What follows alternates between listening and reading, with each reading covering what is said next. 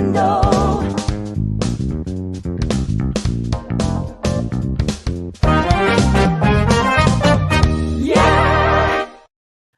Welcome to the Nintopic Podcast. It is Friday. I have to find my music because I cannot start my Friday without some music. Is it this one? That's not it. Is it this one? No. Is it this one? No, that wasn't it. This one? No. I'll keep looking. Let me see. No. This one? No, that's not it. My voice. Is it this one? No, this one? That one? What are you playing? Nintendo music over there? Okay. There we go. Now take a deep breath and let go. Let me know if it's not too loud because I want to, hurt your ears. You guys ready? 1, 2, 3, 4. I'm feeling happy with Nintopics Podcast. I feel like dancing with Nintopics Podcast. It's been a hard week, but I feel better now. It's time to flow with the Nintopics Podcast. 1, 2, 3, 4. Come on, Paul. Do the Britney dance. The Britney.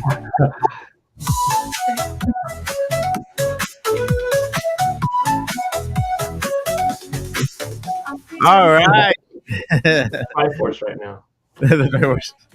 we got to make a Zelda move, like a Zelda dance move for some reason. What is it? Triforce? Yeah, Triforce. I don't know what to do with that. Not yet. Yeah. I don't know if we want to do that one. We'll figure something out. All right. Welcome to the Nintopic Podcast. We are here. It is Friday. And, it's Friday if you're watching. If Saturday, if you're listening, because it's uploaded one day after. So we are here live one more time talking about what's happening in the world of Nintendo. It is fun. It is exciting. There's a countdown. And Paul's going to let us know how many days, Paul? How many days? 61.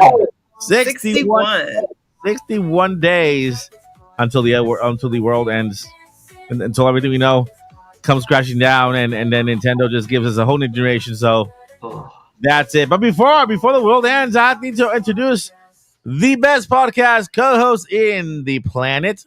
Starting with, we got Miyamoto's illegitimate son, Paul Gale. What's up, Paul?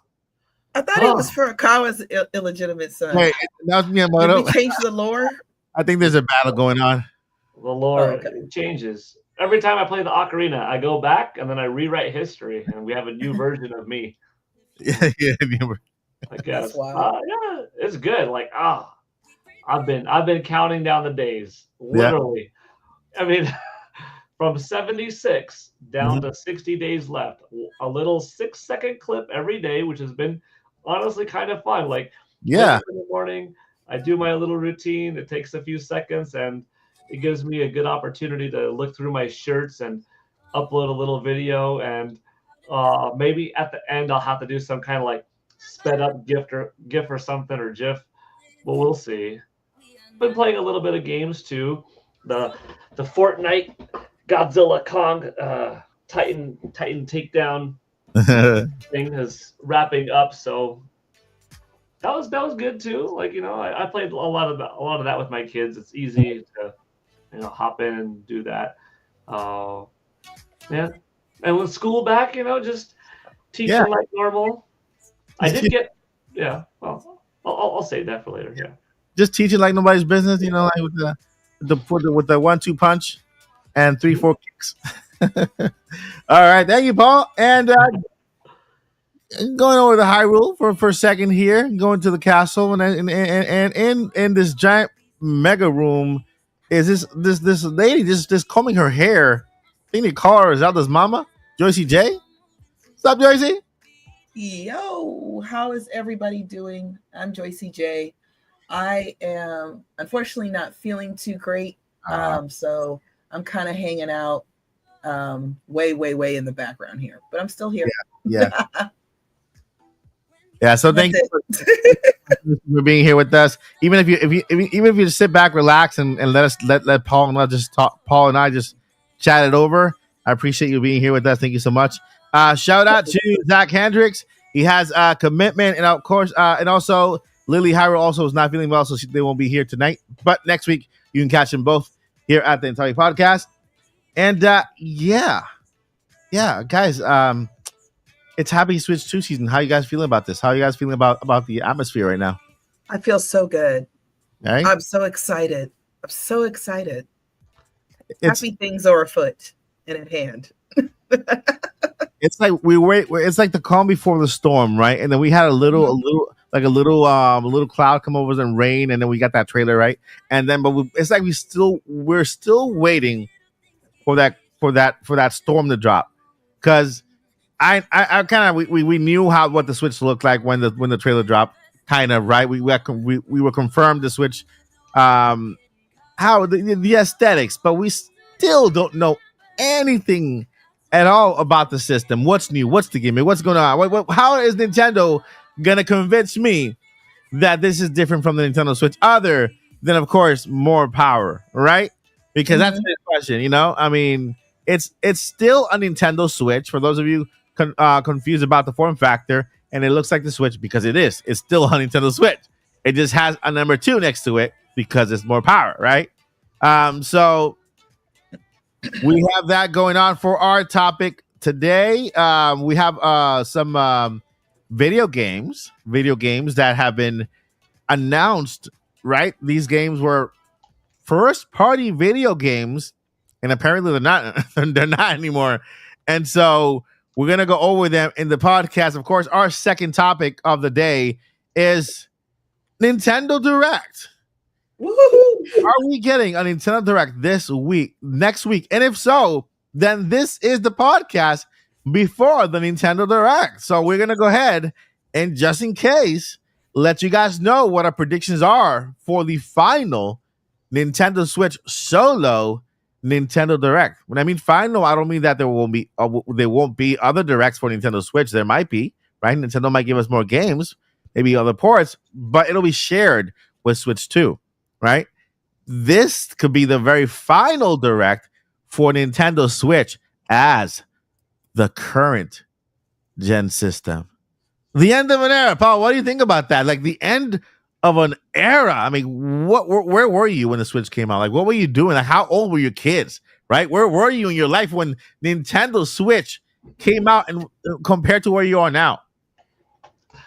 Oh, boy. 8 years ago.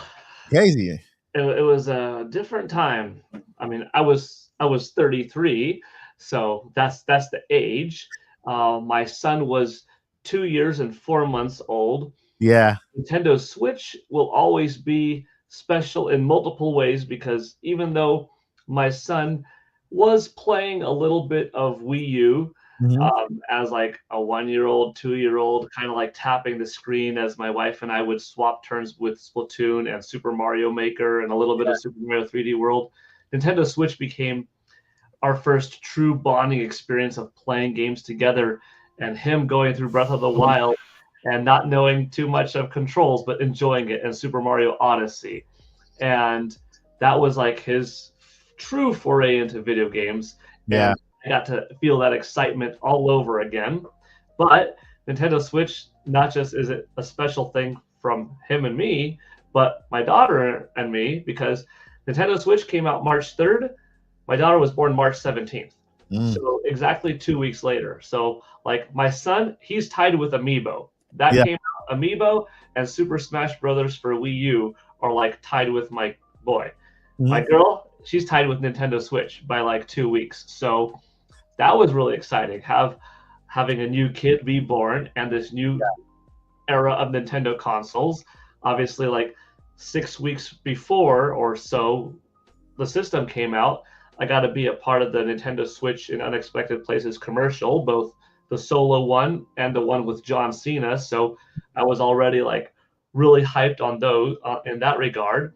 Also, right in between there, between January and February, Nintendo had a Legend of Zelda Live Symphony Orchestra that I got to go to. So that was all in that little time. And there was a third party that connected with Nintendo to have a Legend of Zelda escape room, Mhm. and they were also advertising Nintendo Switch. So it was like, boy, you got Zelda escape room, Nintendo Switch commercial, playing the thing early, which was cool, and this orchestra, which I love live music, and then the system coming out, and my kid being born like within a couple of weeks, and my other kid playing it, like all of it wrapped into one. It became my favorite console ever, not Mhm. just because of some personal biases towards family things, because I could tell you personal biases towards N64 until Super Nintendo, until like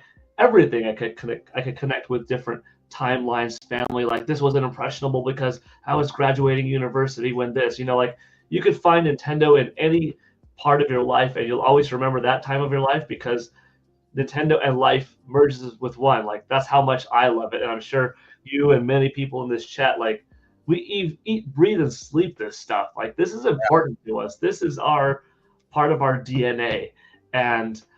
But Nintendo Switch, not only does it have those connections, but it really set the stage of so many releases. This beautiful new concept.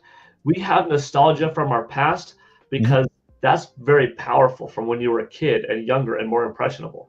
And as life goes on, you don't really have memories of the past anymore. You're making new memories. So how do you build something that's strong that you think one day you will remember? That has to be really powerful to leave that type of current day impact to rival the past. And Nintendo Switch was so strong in all of those categories. And that's partially thanks to just so many awesome games, the way to play, third parties, first parties, independent developer games. It's unlike anything else. And we still have some more support coming from it, but like you said, it's time for a new generation. And I am happy that they're not diving too far out and flipping the script. I love that they have reached this perfect setup. Just expand, make it bigger, better, faster, stronger, some new Nintendo only innovations, and let the games shine. Let their engineers shine with more power, Yeah. and let's see what the third parties get. This really could be, the new system could be the best console of all time because the power levels are more comparable to the rivals than this last generation was, and that only means a more competent system that the third parties do. And when you get that high up, you have something that hasn't been seen since probably the Super NES with Nintendo, with Yeah. except Nintendo Switch kind of doing it, and that is, this is your one-stop shop. Yeah. Yeah. You, aside from very few exclusives here and there, you might not need any other system. Some of us don't need it in the first place. Yeah. I always still buy 3, Yeah. but market is changing. Sony's having more things go to PC. Xbox is having more things literally go to Nintendo. And even Sony's more loose. MLB came on Switch. You could turn on your Nintendo Switch, play MLB, and the PlayStation logo pops up on your Nintendo Switch right now. It's crazy. I'm like, Horizon, Lego, another one. Thinking about the fact that But it's amazing, Jen. yeah, and that's what you said is kind of crazy. It's just something that we could have the perfect console, meaning that all of the games are on there. You can dock it, you can take it with you. It's like just thinking about the fact that this could be. I personally believe this will be the best generation of all time, the coming one, right? Because Switch just already laid the groundwork. They perfected the form factor. What's coming next? Man, it's just what we have, but better, right? It's what we have, but better. It's exactly what we asked for. Everybody was like, can you just make the Switch a little more powerful? We want the Switch Pro. Well, this is kind of like the Switch Pro, just called Switch 2. It's more powerful, right? And one more thing. Did you hint, Paul? Are you saying that your daughter was born with the Nintendo Switch? Your son was born with the Amiibo? You saying that? I see what you're asking. Are you expecting a child with the Nintendo Switch too? Oh boy, Nintendo brings life. Apparently. Oh, Paul, just for the nostalgia, you got to have one more now. Maybe I'll go buy a turtle or something. Yeah. I mean, we have Mario and Peach. We've got her dog and cat. Or I said that backwards, cat and dog. Or at least get a cat. Get a cat on Switch Day, right? That way, yeah. But by the time it ends, You can adopt a new kitten or something. You can adopt a new puppy and rescue them from the shelter on the day of Switch 2. So, you have something to commemorate it. By the way, we're joking, Miss Gill Network. We're joking, Mrs. Gill Network. So, made Paul blush. So, what do you think, Joycey? Like, think about where you were when the Switch came out, like compared to where you are now. Because this is the end of the Switch generation. We're about to enter a brand new world with Switch name, but it's a new generation. It's new systems. It's a new experience. So, how are you feeling about that? I haven't had a whole lot of crazy life changes. I'm in a better place. I guess we could say that. Mm-hmm. But I do think about, I had just got back into gaming, like on the end of Wii U. Towards the middle to the end of Wii U. And there was already like NX rumors like flying. And it was like my first launch with people who like Nintendo like I did. Because, all my friends, they were, shout out to Christopher. Paul, we're all available for adoption, even me. Saying, even though I'm older than you, I don't even know how that works. But yeah, probably possible. So anyway, I wasn't adopted by Paul back then. So that's a thing. It was social media used to still be fun back then. That's another big difference. Social media was a very nice place to be, or a fun place to be back then. So that's another big, huge cultural shift there. But it was easy to find Nintendo fans, and I follow a bunch of Nintendo fans and blah, blah, blah.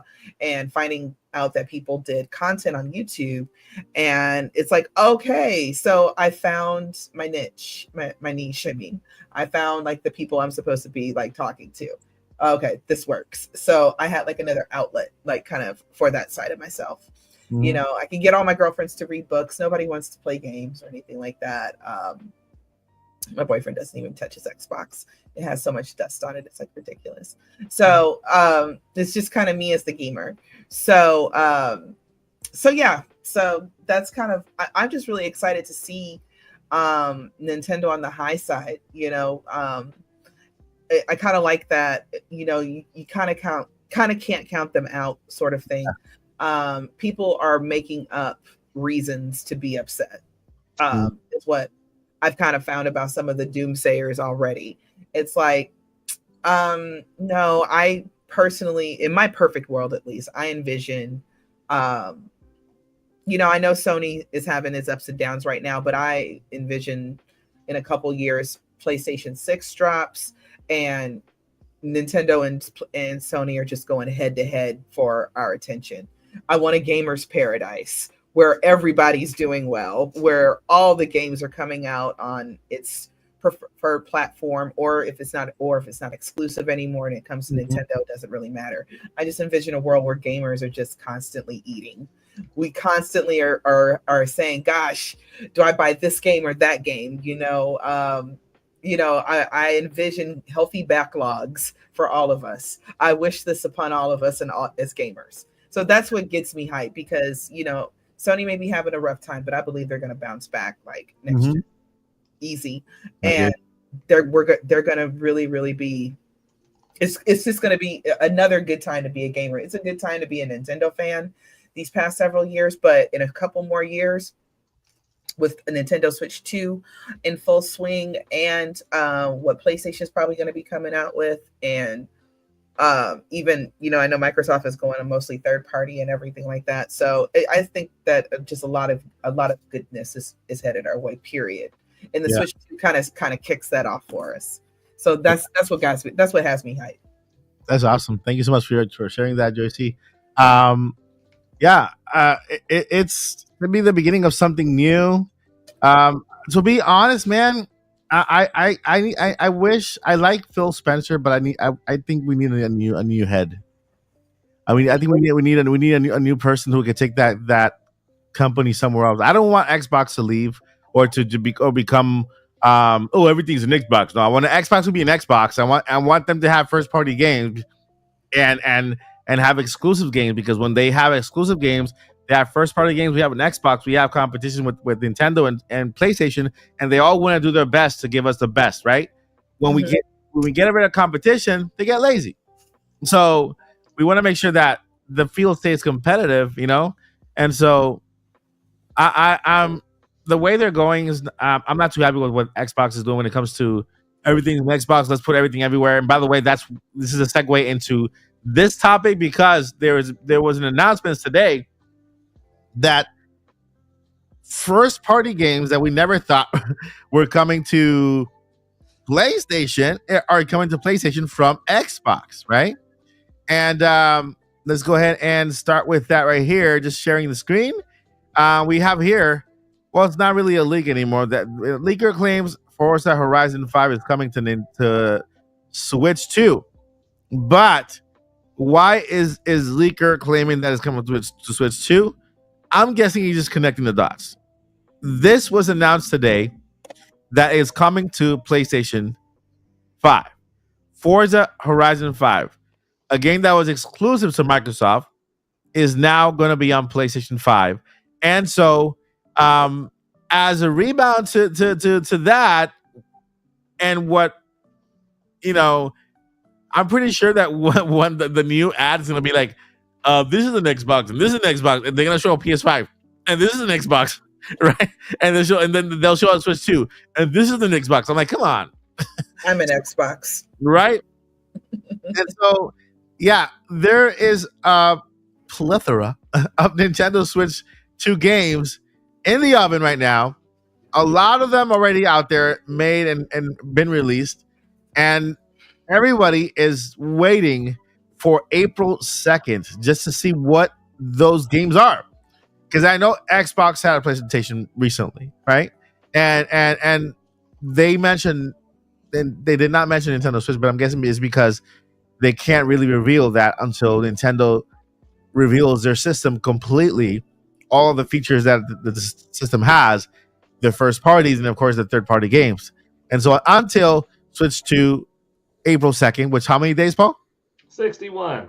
61 days. In 61 days, we'll find out what games are really coming to Nintendo Switch from a third party perspective. But as of now, if Forza Horizon 5 is coming to not Switch 2, because that's not confirmed, this is the leakers talking, but it's coming to PlayStation 5.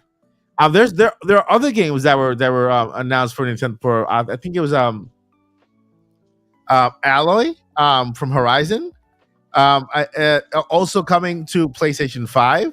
And so I'm guessing that Xbox is just opening up and putting all their games on other platforms. I guess it's money for them. It's money, right? And so it opens the door for a lot of people to experience those games. People who don't have an Xbox. So I guess there's always a silver lining to it. It's a good thing that we share games. Don't look for Nintendo to share to share any of their IPs. But at least we know that Xbox is doing this. And so with this, the question goes out to the crew. What other games do you think will follow? At least on Microsoft's point, what games do you think right now are on top of Microsoft's list to bring to Nintendo Switch 2 the minute it drops, Paul? I think you satisfy some old Rare fans, and you bring over either Rare Replay or New Killer Instinct. Well, New Killer Instinct now is like several years old, but yeah. Killer Instinct or Rare Replay, probably not anything new, like a brand new Conquer or a brand new Banjo-Kazooie, but something from Rare. I think something out of the Gears of War franchise, and probably something out of their, former big exclusive, which is why people put the original Xbox, Halo. So I think you get Halo, Gears of War, Killer Instinct, and Rare Replay. Maybe Sea of Thieves too. Yeah.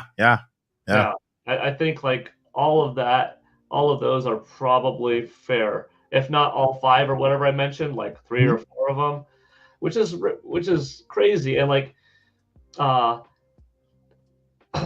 gamer, the consumer, should be happy because it's like, well, I have to buy one system less, right? But part of me likes the challenge of this different plastic manufacturer against this plastic manufacturer, giving me reasons to buy just your product exclusively, and seeing the best your studio could churn out for this system and the best your studio could churn out for this system, and fight in a healthy way. But so, and I like that. I like the rivalry. I like the wanting to be the best. And if everything's on one, I guess I'm not going to complain from a consumer. But then it makes me think: will I ever need to buy an Xbox system again if all of their games come over? Mm-hmm. And it's a weird thing because I've owned each system of Xboxes since the beginning. Mm-hmm. And I have a Series X, but I might not need a new Xbox next generation because like I really want to play Perfect Dark. It's going to come out on Series X, but it's also going to come out maybe on Nintendo Switch 2. I'll already probably have it on either one. But let's say like Perfect Dark, the next one, okay, the one that's going to come out in 8 years hypothetically. If it's going to come out on Xbox and then 3 months later or 6 months later on the other system, there's no incentive for me to just buy that platform anymore. And that's sort of a weird feeling. I guess I shouldn't complain because it's, hey, that's $500 less I have to spend on a platform. But I kind of like that. Yeah. I think it's going to be good for most people. I agree. Because we grew up in the Sega Genesis versus Super Nintendo era. Yeah. You saw the rivalry, and you saw how Sega got so good with Sonic and Virtua Fighter and Vector Man and Streets of Rage and what they were offering, against Nintendo having to fight back and stay on top of their game with Mario and Mario Kart and Smash Brothers and Donkey Kong. And like, that's what made them the best. However, if Xbox just goes third party, there's nothing that has stopped Capcom from being really good.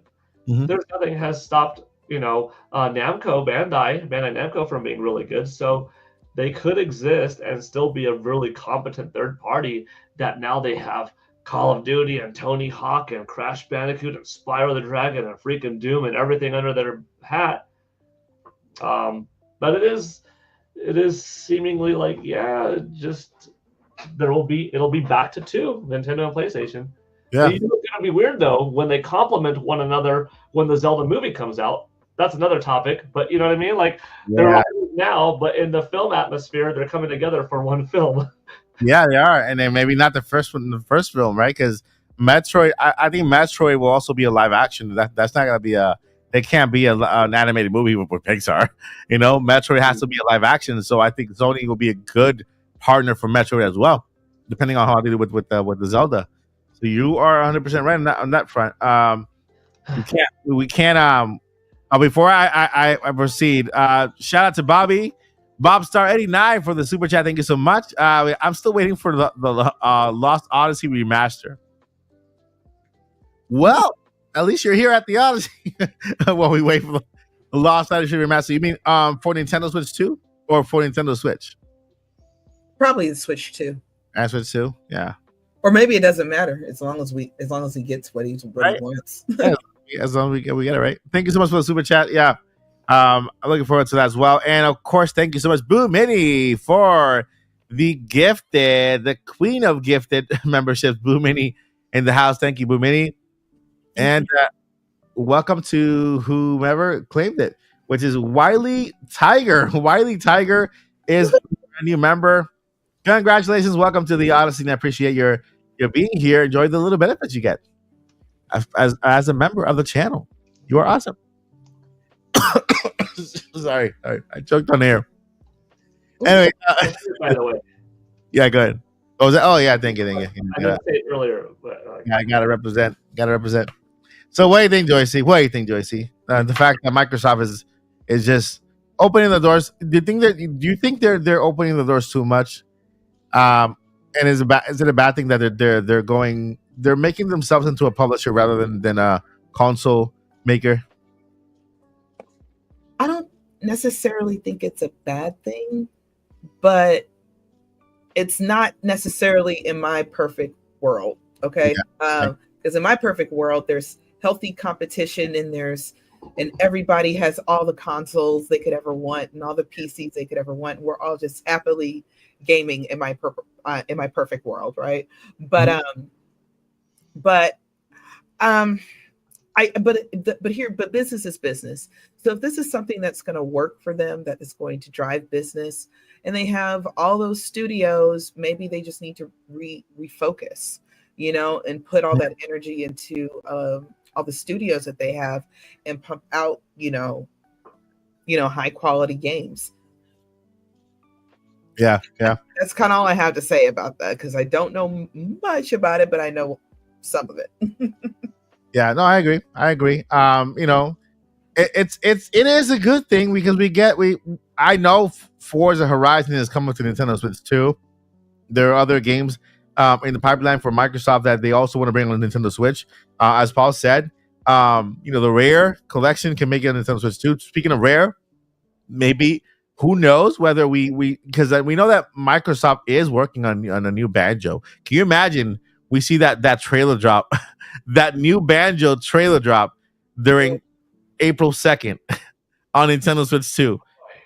Wild. I think that'll be the best place to drop the trailer, since Nintendo has a younger audience to of course cater to everybody, but if you want to drop a trailer for a Banjo game, a new Banjo game, then the Switch 2 presentation will be the best way to do it. And I think that will like break the internet right there. So shout out to Tony for the $4.99. Thank you so much. Mike, I have a suggestion for a Nintendo parody song for you. It says, what? iPhone 65's My Console. You should look into it. You would do a wild and fun twist to it. All right. iPhone 65's My Console. All right. Let me go ahead and take a picture of this so I can look it up. They're the ones that do I'm Blue, right? Eiffel 65. Okay. I'm Blue. I have no idea. I thought that was by the Blue Man Group. I have no idea. All right, I take a picture of the super chat just so that I can look that up later. But for sure, I'm gonna go ahead and look it up. And if I'll do another music video, the parody. Nice. All right. Thank you so much for that super chat. I appreciate it. And just to let you guys know, yes, I know Joycey answered it on the chat, but I go ahead and just remind you guys, you can put your question in, and we can highlight it to the end of the podcast during a Q&A. It's in every podcast. And if you want to become part of the conversation, just like Tony did just now, then you can send in a super chat and we'll go ahead and answer the question during the podcast. And if it's part of the sometimes these questions, they create its own topic, and that everybody wants to jump in and give their opinions and add to the podcast. So thank you so much again, Tony, for that super chat, and I appreciate it. All right, let's see here. All right, so Microsoft, yeah, we did that one already. Microsoft having Nintendo games coming to Nintendo Switch. Forza Horizon 5. I see, like you said, Killer Instinct has been around, but maybe a new one. A new one. I think we're due for a new Killer Instinct. Right? I love that franchise back in the day, and I've owned every single one of them. The last one I wasn't too crazy about, but I like the retro one, the retro ones first. The older ones. What other games do you see coming from not only from maybe from Sony? Go ahead. No, it's too obvious. I didn't say it, but Call of Duty. Yeah. Oh yeah. We have that 10-year deal with Microsoft. And I think Duty. Yeah, Duty. Sorry, I'm sorry. And I call it Call of the Duty. Call of the Duty. Yeah. So yeah, and I think that the reason why you didn't say it is because it was obvious. I was like, wait. We do have a 10-year deal with Microsoft on that one coming to Nintendo Switch 2. we could see that trailer drop on April 2nd. Who knows? But there is a lot riding, and one company that I wanted to bring up during this portion of the podcast where we're talking about potential third-party games making it to Nintendo Switch, especially Microsoft making a lot of their first-party games available on other consoles now. One sleeper that is around right now that could rise up as a beast and really right from the start give Nintendo and PlayStation a run for their money. Steam. Hmm. If Steam, Valve creates, they have the Steam Deck, but now we have other companies bringing up new systems. We also have another. Is it the Rogue Ally? I think it is, or something like that. One of the new ones that were announced with Steam games, and I know there's a rumor of a new console coming up with Steam OS and this entire library of Steam games. Steam games are also PC games, by the way. So if Steam rises up and creates a console, they already have a platform. They already have their OS. They have their games. They have so many developers putting games on Steam, and not only first party developers, second party developers, third party developers, any developers. They have a lot. So if Steam rises up, they could become that third beast rising up. As Microsoft kind of dwindles down, Steam rises up. So I'm actually pulling for Steam to release their own console, not the Steam Deck. I'm talking about an actual console that is their legitimate first. Maybe not them, maybe another company can do it as well. But one that runs Steam OS and can literally give PlayStation and Nintendo a run for their money, because I think that the market is open. And if Microsoft doesn't want to step up and continue with Xbox, although they said they were going to continue making Xbox, but like Paul said, if you can get the games everywhere else, why buy an Xbox if you can buy them on Switch, and the Switch has the power, and then PlayStation is here, and then PlayStation is also rumored to be making another PlayStation Vita, bringing it back, more powerful or whatever. So we'll leave it there. Chat, let us know in the chat, what do you guys think about Microsoft turning all these games over to PlayStation and to Nintendo Switch 2, potentially now with Forza Horizon 5 coming to PlayStation and rumored to be coming to Nintendo Switch 2. There are other games that I can't think about right now. There's this shooting game. What was that? What was the name of the shooting game? That's very colorful. From Microsoft. I think they made the game. It was good, and then they fired the entire crew that made it. Hi-Fi Rush. Hi-Fi Rush, right? Hi-Fi Rush. It was another one that was rumored to be coming to Nintendo Switch, but I'm guessing Switch 2 for that one, and a lot more. So we'll find out. With that, I think this is a good way to enter our final topic of the day, which is Nintendo Direct potentially happening next week. You heard me right, guys. There's a potential Nintendo Direct happening next week. Now, there's a lot of there's rumors out there. There's leakers. There's insiders talking. There's a lot being said. But one of the major points that have been brought up was that there's a meeting happening in the next couple of days from Nintendo, right? Is it a financial meeting, Paul? Is it like an update? Is it a February 4th in Japan? So in the US, sometime like 11:30 p.m. West Coast on February 3rd. Yeah. Or East Coast, like 2 a.m. something like that.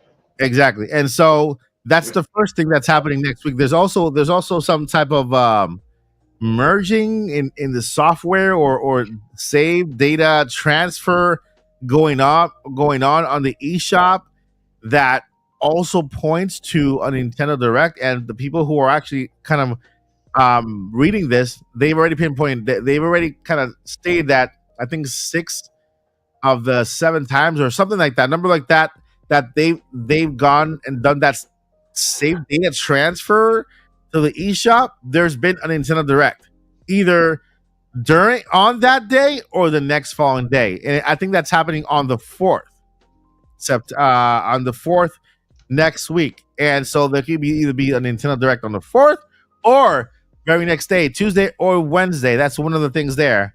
Of course, there's been data transfers where they have not gotten a Nintendo Direct, but the majority of those data transfers, which I think is more like games being uploaded to the eShop or files being transferred or data, there have been a Nintendo Direct during those transfers, which leads to what we're doing right now, just in case, because if it's the case that we are getting a Nintendo Direct, by the way, it'll probably be the last for Switch 2. I mean, for Switch 1, not Switch 2. Switch 1, I'm just so excited. I got Switch 2 in the brain.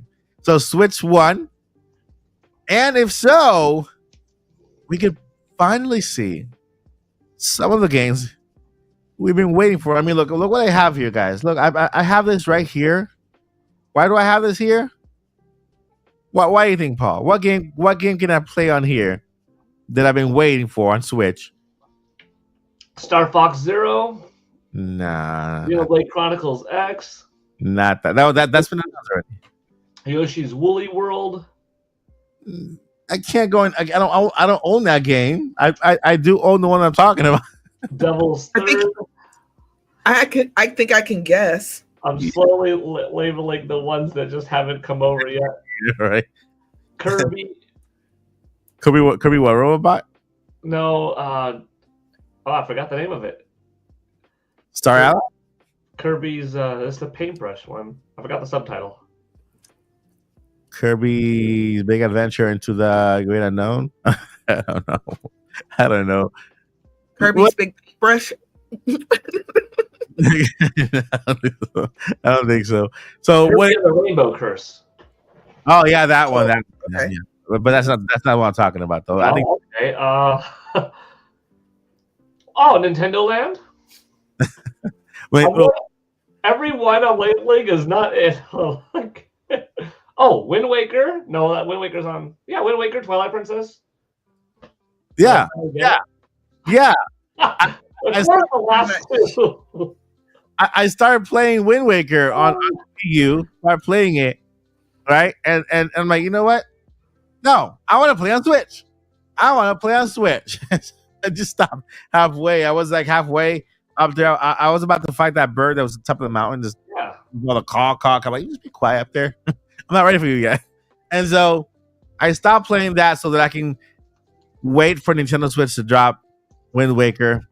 And apparently this could be the Direct. We finally see the Legend of Zelda Wind Waker.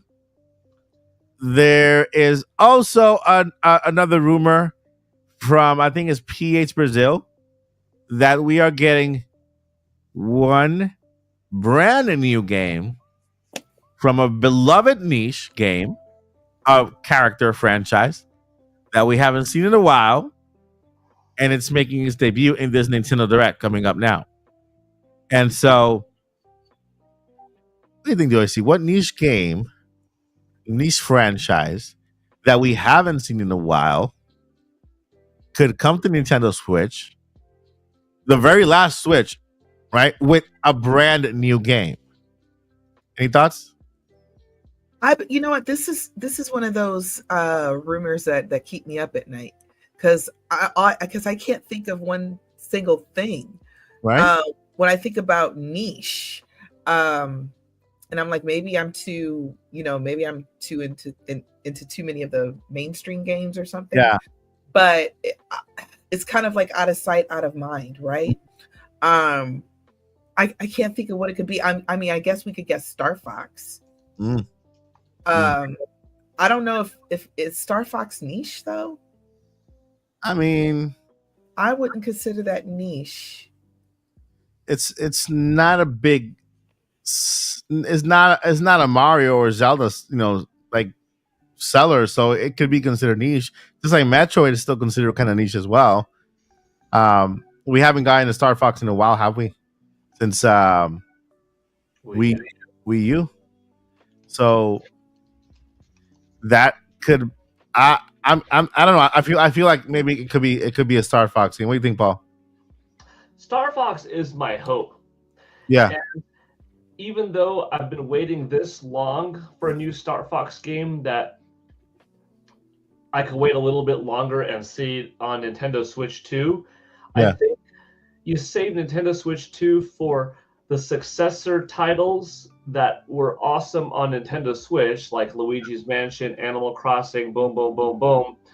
It might be a little bit safer to do Star Fox on a system with a big install base, because you just have that many people still in a healthy ecosystem. Whereas it's going to look better than it did on Wii U. It could still shine. Heck, if it's been made this late in the stage, it could have partway through development shifted gears to say, hey, let's kind of write the code to make it more easily upgradable when run on Nintendo Switch 2 beyond that system's default capabilities, if that is a thing of naturally upscaling and stuff like that.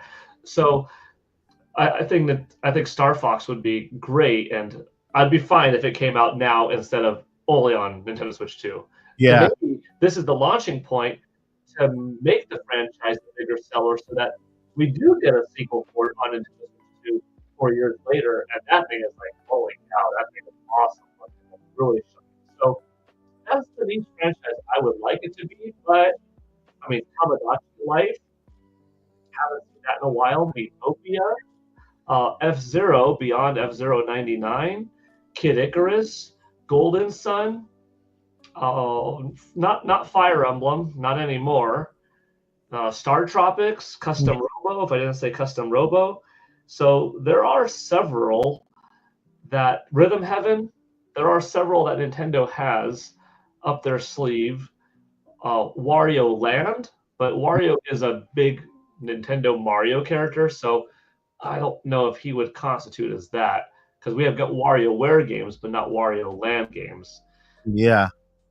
So there's quite a few. I mean, even Punch Out, they said Beloved. Ooh, right? Punch Out. And I mean, a lot of people, Eternal Darkness, but that's not a franchise. They only had one entry. So, dang, any one of those that I listed, if any one of those has a brand new entry, it's been so long. Wave Race, Pilot Wings, snowboarding, Excite Bike. Oh, now you got the juices flowing, and now I'm thinking of like all of the different single game or 2 or 3 game entries. In the Wave Race's case, like 3. But I mean, are they beloved? Well, I love them, but for most people, that's the wrong question for Paul. They were like, aren't buying them. So who is it beloved to? To a niche crowd. What's a niche seller anymore? Something that is only several 100,000. For Nintendo's million, like a 2 million seller, 3 million. Advertise the heck out of seller, and that was how they had their player's choice on Super Nintendo and Nintendo 64 and Nintendo GameCube before they went, the Nintendo Selects. You had to have a million seller.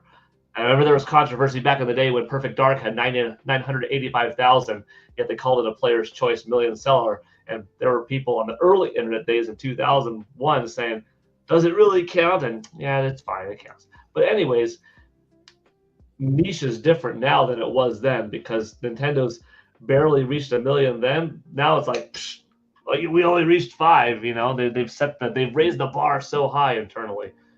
I guess if I had to pick, Mother Earthbound. I saw that one in the chat. Yeah, it's Star Fox, because that's what I want. Okay. Yeah, and Star Fox has not been on Nintendo Switch. No, this is crazy. Okay, in 8 years there has not been one Star Fox game on Switch. So I think we're all in agreement that it could be a Star Fox game. It is beloved, right? It is kind of niche, right? I saw in the chat Donkey Kong. That is not wrong, right? There was a port, Tropical Freeze, and we just got done. Well, that's another port the 2D whatever HD whatever. Return. Yeah, that's another port. So we could rule that one out. We've already gotten two Donkey Kongs. Kind of technically, it's been on Switch. And if they do another Donkey Kong, it has to be for Switch 2. It has to be a better, bigger game than what they've done so far. Um, man, niche titles. We got Metro Prime 4 coming up. Yeah, it has to be either Star Fox. It's not Kirby. I'm hoping for a Punch Out. Hopefully, Punch Out will be awesome. I really want Punch Out. I really want Punch Out.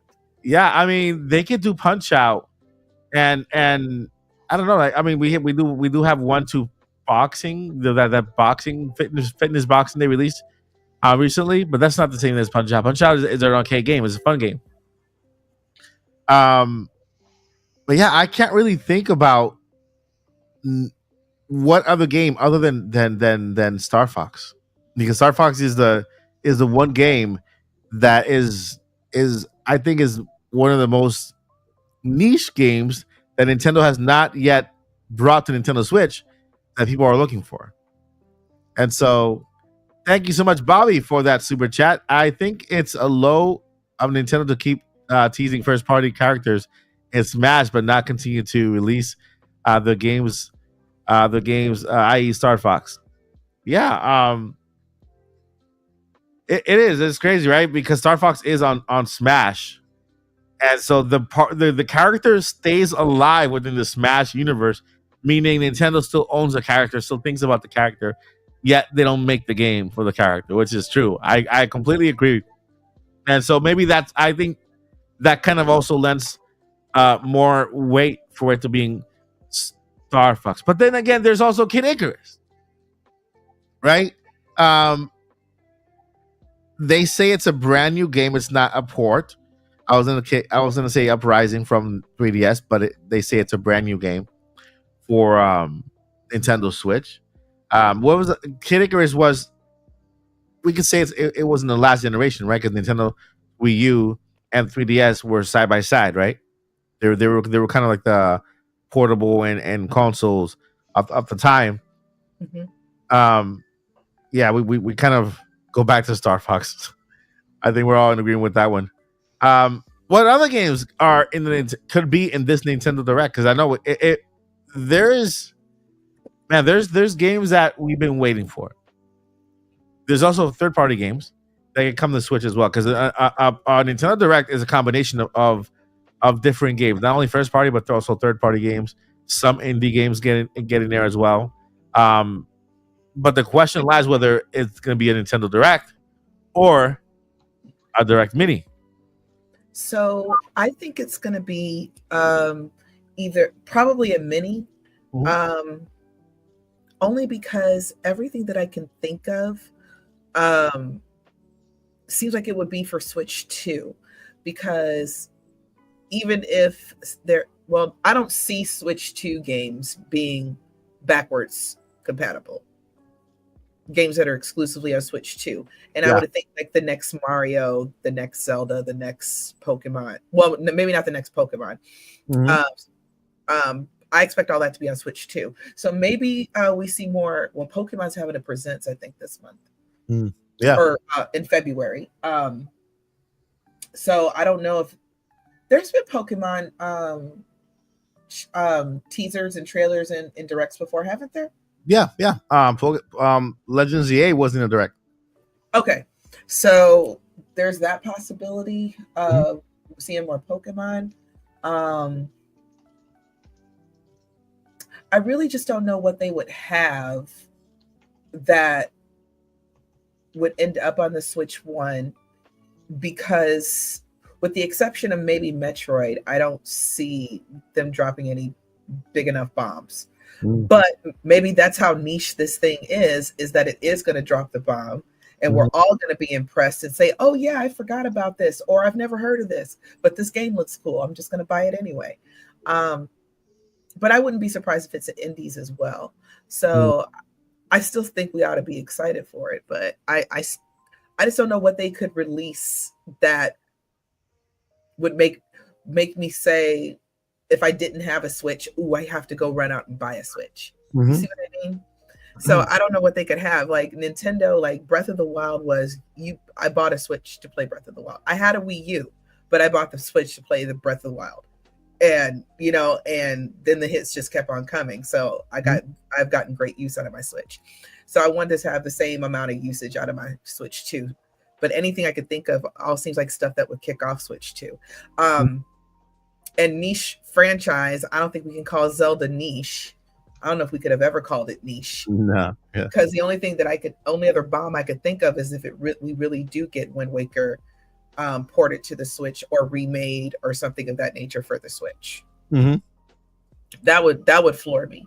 But that's a big bomb, and that's not the same as some kind of niche franchise, because I don't think anybody consider Zelda niche. So yeah. So, but then I kind of like not knowing anything. I kind of like that. Yeah, I mean, the fact that I'm blanking out, like, what could they show on this Nintendo Direct? Because, I mean, they showed the Nintendo Switch 2. All of our minds are on the future now on Switch 2. What can they do with Nintendo Switch in this Nintendo Direct? Of course, they have to talk about Metroid Prime 4. Because that game has been announced, it's already confirmed for this year. It's happening, so we need at least a release date for that game. Pokemon Legends Arizona, it's around the corner also. And so, Arizona, yeah, and so we need a release date for that. Maybe they're waiting. I'm pretty sure they're probably going to wait for if we're having a Pokemon Presents, then they're probably going to wait for that. To drop it there with more information, because what else are they going to do in that Pokemon Presents besides that? Because if you look at Pokemon Presents, what they do is they give you an update on the sport itself. They go overseas, they're playing games and the cards or whatever. Then a portion of it is all the updates for mobile games for Pokemon, and then they end with the game, right? They end with the game. And so I think this time around for Pokemon Presents, that's what's going to happen. At least we get the card playing game thing, all the updates coming to iOS and Android, and especially now that we have TDC cards on the phone, and then that Pokemon Legends EA big reveal trailer, because we didn't really see nothing in the last one. It was like Pikachu running and then turning into like lights and stuff like that. So at least at that point we get to see that. But for the Nintendo Direct, man, I am blanking out completely. I'm gonna ask chat, and let's go ahead and highlight chat stuff. I want to know what the chat thinks about this Nintendo Direct. Go ahead and write in the chat a game that you would want to see in this Nintendo Direct. Okay, and we're gonna be highlighting those points here. If you think there is a potential game that can make it to Nintendo Direct, just write it in the chat. Let us know what you think. Wait, we'll highlight it. Did you see something, JC? Yes, I just thought of something. Go ahead. Silk Song. Hollow Knight Silk Song. Yeah, that is a Nintendo Direct announcement. Yeah. It's big The reason enough. I was thinking, I was like, that's a game that could work probably well on Switch and Switch 2. Yeah. And kind of be a good showstopper as well. It's still and I think it's still considered niche, even though it seems like a lot of people talk about it, but we all talk to each other. The main people that talk about it. But so I think it might be niche enough to fit that definite description. The only thing that is not that doesn't fit is that it's a Nintendo first party game. that at least the rumored first party game by Nintendo that is niche, very beloved, that hasn't been. So. Oh, okay, my bad. But still, Hollow Knight Silk Song would fit a release for the Nintendo Direct. It would be perfect, because that's where the trailer dropped for the first time, right? Was it in the Nintendo Direct, the Hollow Knight Silk Song trailer when they dropped it? I thought so. I think they did too. Or was it Xbox? It was one of them, I think. They did it too soon. That's all I know. It's too soon. Right? Too soon. They should have waited a little bit before they dropped it. Maybe hint online give us a hint. Hey, we're working on a new game, and then drop it once they're closer to at least within a year of release, right? Tamagotchi Life. That could be a game that could be a Nintendo Direct, like a port from 3DS to Nintendo Switch. I think it's a good. I think that's a good chance. In fact, I think that's actually a good one to bet on. The one I'm waiting for. I don't know what I will do if I don't see this game here. I don't know what I'm gonna do if I don't. Direct. Wait for it on Switch 2. That's what we're gonna do. We're gonna keep waiting for it. Yeah, right. That's all we can do. Let's see here. Mario Baseball. Yeah, this could be one. That could be one, right? It is okay. Does Mario sports games count as niche, or does the fact that Mario is in it takes away the nicheness? That's a word. Yeah. Well, I suppose we could say that if the numbers were exactly all the same as a 3D Mario game. Yeah. Or similar. So sports games can be considered a niche, like for Mario sports games? Maybe. I would consider them kind of niche because they do sell well, but they're not selling like, evergreen. Mm-hmm. Yeah, here all we want is Wind Waker and Twilight Princess. Yes, direct. No, that's all I want. That's all Joycey wants. Yeah, direct after direct. New Leaf Animal Crossing port. Yeah, that would be awesome too. That one was in the rumors, the rumor that they were porting that game, so it'll be good too. If they're running short on games to show off during the Nintendo Direct, they could always do anything, even a morsel of whatever, for the Mario movie, which will be a year away, almost 14 months, or the Zelda movie. Like literally anything.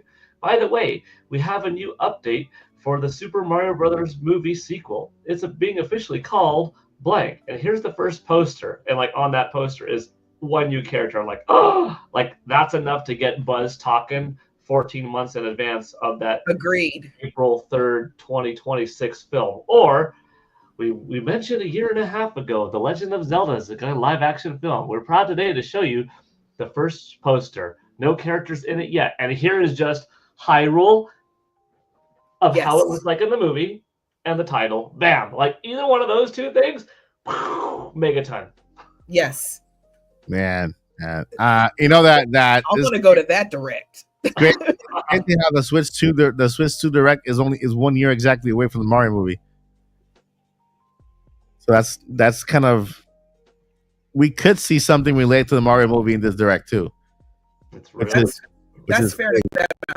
I didn't realize we were that close. That's really fair. Yeah. Wario World 2. Why not? Let's see here. We got more here. If I can't see them, guys, let me know. NES. Okay, we have NSO. An NSO update. We have NES, SNES, NSO, but we already have those systems. Maybe a GameCube to NSO, right? Maybe Nintendo DS to NSO. NSO update we can see a big one, not like one of those little drops, because they've already dropped pretty good games this past week. We got some NES games, some Super Nintendo games, and we have an Nintendo 64 game, right? Retro Racer or whatever. Racer. So they're dropping them. Let's see here. Mario as a niche. No, Mario takes away from the nicheness. Let's see here. GameCube for NSO. A new arms. You think a new arms will be to start the system with arms, end it with arms? Who knows, right? Add some legs to that. It's not really a franchise yet, though. Right, it's not. It's just one game. Let's see here. Okay, let's see here. Hear me out. Port of freshly picked Tingle Rosie Ruby's Land. Time that person out. No, I'm kidding. I'm kidding. I'm kidding. Tingle does have a deep story, apparently. I need to actually haven't looked up on it. I should. Nate is super passionate about it. He is. That's why I was like, I need to look it up. Yeah. Wario Land's also incredibly niche, especially since Nintendo is mainly relegated Wario to WarioWare lately. Yeah, I agree. And in Mario Party Jamboree, Wario and Waluigi are just there. They're just kind of on the side. They're not even playable characters. Let's see here. We got another Kirby Triple Deluxe and or Planet Robobot. Yep, Robobot has been rumored. Who was it? Was it one of the leakers? One of the leakers spoke about Robobot, and I also pointed out that Nintendo did update the trademark for Planet Robobot from Kirby. So that is a big possibility we could see that game coming in this Nintendo Direct. Let's see here. Mario Day is March 10th. Yeah, March 10th. So that's in a month where we're entering February tomorrow, starting tomorrow. So we'll be only a month and 10 days away from Mario Day. Good point. And so there is I'm guessing the promotional period for Mario Day, and what we might see in Mario Day could be brought up in the Nintendo Direct. Possible, or they could, if it's a game, it'll probably be in the Nintendo Direct. But if there's a movie or something like that, update, I can see them doing that on Mario 10 Day. Yeah. So there's also the possibility of the start of Mario's 40th anniversary starting in this Nintendo Direct, and they continue it forward. Let's see here. Are they? Does Nintendo acknowledge Mario 10? They do. Yeah, they do. They do. Okay. Yeah. Let's see here. Actually, we did a bunch of stuff last time. I'm sorry. Go ahead. What was that? I was just saying that's right, because last year I think they dropped a bunch of stuff on us, Mario stuff on us. It was either last year or the year before last. Okay. And then we also got that Lego on Mario Day too. Oh yeah. F-Zero is another beloved game that we didn't speak about. There you go. They haven't gotten a new game, and then wow, that one is pretty old. Let's see here. Nintendogs is another one. By the way, Nintendogs, there was a patent for Nintendogs, but as a mobile phone app instead of an actual game. Let's see here. Star Fox, Kid Icarus, Golden Sun, Castlevania. That is that's a meal right there. That's a meal. That is a meal. Out of all of those, though, I think Kid Icarus might have the best chance. Yeah. Who owns Castlevania anymore? Because I don't even know if they have any newer games. Yeah. Didn't they announce a Castlevania recently? Yeah, but it was a collection of the old games. I have it. Okay. Fata Morgana. I don't know. Do you know anything about that game? Nope. Never heard of it. I need to look it up. Let's see here. Okay. Official. Oh, Konami owns Castlevania. Thank you, guys. Okay. Dr. Mario. That one I think is dead. Mario. The doctor couldn't bring it back to life. Dr. Mario. I know they killed the app. He has 99 lives, though. Yeah. That game did not make it back. Let's see here. We got a lot of Wario games coming up. Wario, Waluigi. Yeah, Mario's 4th anniversary. This is right. Hey, we can actually start the 40th anniversary of Mario with a port of Mario Galaxy 2. Okay. Yeah. That'd be a good one to come over. That it'll be awesome if they start it and they bring back Mario 35th to play on NSO. So, Paul, while you were away, we've been believing more and more that Mario 35th anniversary 40th anniversary, 40. could kick off during the Nintendo Direct. Yeah, I was listening. Some people would say cash grab, but you know what? A lot of people haven't played certain games. Mm-hmm. There still is porting work that has to be done. A budget is still there. There's still value in the IP. There's still integrity behind that. It's not a simple plop over. Look how much new people are enjoying Donkey Kong Country Returns HD on Nintendo Switch. that didn't play the original 15 years ago or the 3DS port 11 years ago. It's a brand new game worth $60, just as good quality as any other 2D platformer now. My point with this is I could see a $60 single release of Super Mario Galaxy 2 remastered, given the same treatment that Nintendo gave to Metroid Prime Remastered, which was more than just a little bit of an upgrade. In fact, it was a little bit more of a remake than it was a remaster in terms of the visuals that went into it. Everything was repainted over, but also new polygon models were crafted. So it was almost that bridge gap between remaster and remake. It wasn't completely new, built from scratch, but it was more than just a little coat or an upres or an HDFI like Pikmin 1 and 2.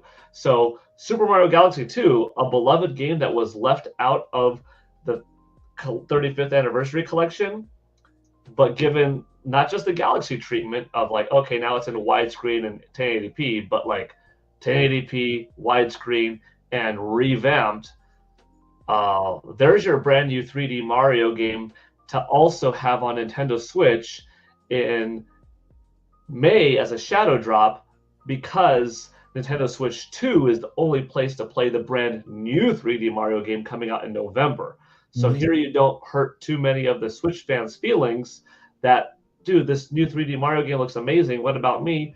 I can still play a brand new 3D Mario game kind of via Galaxy 2, because a lot of that 152 million install base by then will not have been around in 2010 when Galaxy 2 came out. That game's going to be pretty old for them. It's going to be 15 years old, you know? And yeah, I heard what y'all said, and those are my 2 cents kind of thrown on it. Like, some would say it's not worth it, but are you kidding me? You really wouldn't think that would be worth it? For the newcomer, 100% worth it.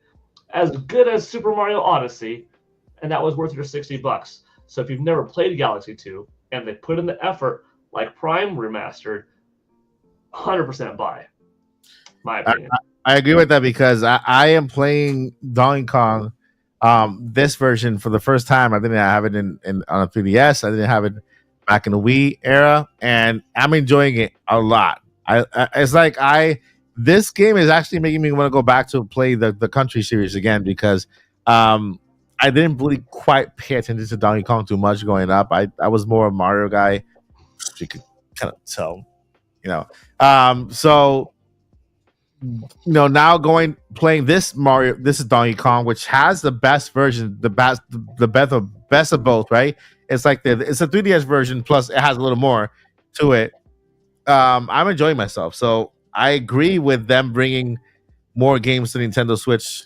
I want them to bring Wind Waker. Guess what? Even though if it came out already, I want to play on Switch, right? I want to play Twilight Princess on Nintendo Switch. I want to play Kid Icarus Uprising on Nintendo Switch, right? There's a lot of people who preferred handheld over console, or console over handheld, that have not experienced the game on the other side of the lane. And so this would actually, you know, be beneficial for not only for Nintendo monetarily, you know, but also for us as fans having access to these games on Nintendo Switch 2. Super chat by Boo Mini, $5. Thank you so much. And I'll let Joycey take care of this one. Ooh, if Nintendo actually does an Ocarina of Time remake and does it right, could it exceed Tears of the Kingdom sales? That is a very good question. Because the question is, when you say a remake and do it right, you have to also remember, while we all have really good ideas, our way of quote unquote doing it right may not be Nintendo's definition of doing it right. Because in my personal opinion, in order to get me to buy Ocarina of Time for a third time, okay, not just for the, you know, I don't want to pay $60-$70 on a game that I've already played. I know the outcome. I know all the nooks and crannies. I know all the secrets. I can play it on NSO. Why do I need to buy this again? So what done right to me is, we want to keep the soul of the game. I've said this before. We want to add lore. We want to add dungeons. We want to add new characters, new side quests, and give us a. I don't know if visual feast is the best way, but still make it colorful and everything. But make it sharper and make some things just a little bit different in the overall art style. But that's my definition of doing it right.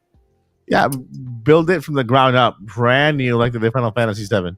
Kind of Final Fantasy VII remake. They built it from the ground up, and just keep the story like Joyce said, and just make it bigger, right? There might be areas in Ocarina of Time where they could spend more time there exploring and just kind of making the story a lot more interesting and bigger and better. And I think that they could do that with Ocarina of Time remake. If they do a remake, okay, this is my answer to that question. If they do an Ocarina of Time remake and they Final Fantasy it, right? They make this huge, because it's kind of open world in a sense, right? You enter you enter towns, and that's when the loading comes up. But if they remove that little loading period when you enter a town, you just go into the town. That it'll make it kind of almost fully open world. In Tears of the Kingdom is an open world game, but when you enter the shrines, you still have the loading time, right? So in Ocarina of Time, I would say you enter a house, you get a little bit of loading time, right? And then go inside, and vice versa. But everything else could be improved to where it feels like it's an open world. Make the map a lot bigger, or update to what we have now, right? And so if they do it right, if the visuals exceed Breath of the Wild and Tears of the Kingdom, right? If the characters, the new Link, how he looks, his clothes, everything exceeds when it comes to the visuals of Tears of the Kingdom. It's a brand new game, just a remake of an older beloved game. I think it has the possibility of exceeding only in story alone, just because the story alone, some people are really put that game over the top compared to the other stories, just because of the dynamic, right? The going to the past, going to the present, and then not to go into it too much, but it can tie or exceed the game if done well. Or the other option to that is, because when you start getting into remaking it so much, it's almost like, okay, well, just give me a new game then. What they could sell me on is we ported just the regular. Oh gosh, Paul's gonna go forward in time 7 years and tell us Switch 2 numbers. You have to go put it back at the pedestal, Paul. I'm a little disappointed that it's not metal. I have one. Well, that's the flaming one. Yeah. But yeah. But what I wanted to say is, what they could do is, if we're not, here's just a port of Ocarina of Time, but here's like the extension or the extended version, or do a whole new game. Where I've always been interested to see Ocarina of Time story through Sheik's eyes, because Sheik, of course, popped up on us every single time at different places in the game. But okay, well, what are you doing off camera? That we don't see. And I think that, I don't know if that was the exact plot, but it was some Monolith Soft had a similar idea, but it got scrapped. So I think if we can't do a full for real remake of Ocarina of Time, where it looks a little bit different, it make somebody who's already played it and owns it and can play it on NSO make me want to get up and go buy it. They could give us another retelling of Ocarina of Time, because we have games that happen after that in the timelines, but it'd be interesting to just kind of focus on the lead up and things like that. So yeah. In other words, Nintendo, please take advantage of your own lore. Don't know your own lore? There's plenty of videos on it on this channel and on others. Just saying. Thank you so much, Boomy, for that question. That's awesome. I think a new Ocarina of Time remake, if done right, would kill it. I'll be excited to play it. Let's see here. I'm still highlighting questions here. Highlighting games because I saw a couple here that would be good. I just missed one. Let's see here. Mario Paint is another one that could make a comeback because I would see that more with Switch 2. New Joy Cons, kind of new feature and stuff like that, and the mouse, right? The mouse feature for Switch 2, Mario Paint, that will be a good thing there. Samus Returns HD. We're getting Metro Prime 2 and 3 is one that we haven't even mentioned. Could be in this Nintendo Direct. Shall drop, right? Good point. And then they end on Metro Prime 4 and they give us another trailer. Ooh. Yeah, that would be awesome. That would be cool. And then they just shadow drop it. Just shadow drop it. Will be available at the end of this Direct. In digital version, the 2 and 3, I see digital versions available now, and then about a week or 2 weeks later, the physical version for Metro Prime. Yeah, because that's how they did Metro Prime, the first one, isn't it? Yeah, they did. Yeah, dropped it, and then it went on. It was there were physical sales, I think, like a week or two later. Yeah, or a few days later, maybe. I don't remember, but it was after. Yeah. I honestly think that's Nintendo kind of testing the waters for a possible change in the way they drop games to avoid games leaking out, because the later the stores and retails markets get their physical copies in hand, the less of the possibility of the game leaking online, right? And so by the time the retail markets get the physical version, the game's already online for sale, so there's no need to, you know what I mean? It'll still make it online in a whatever bootleg form, whatever I call it, bootleg, but at least it reduces the chances of the game getting out there ahead of time before the release date. So yeah, all right. So you guys think it's time for a Q&A? Sure. We have a Q&A. All right. So Josie, would you like to take control of the questions? Yes, I would. Here. Sack here. That is the wrong button, Joyce. Yeah. Oh, no, not that. Hey, you playing my game, Josie? That's my game. Look, picking the wrong button. My bad.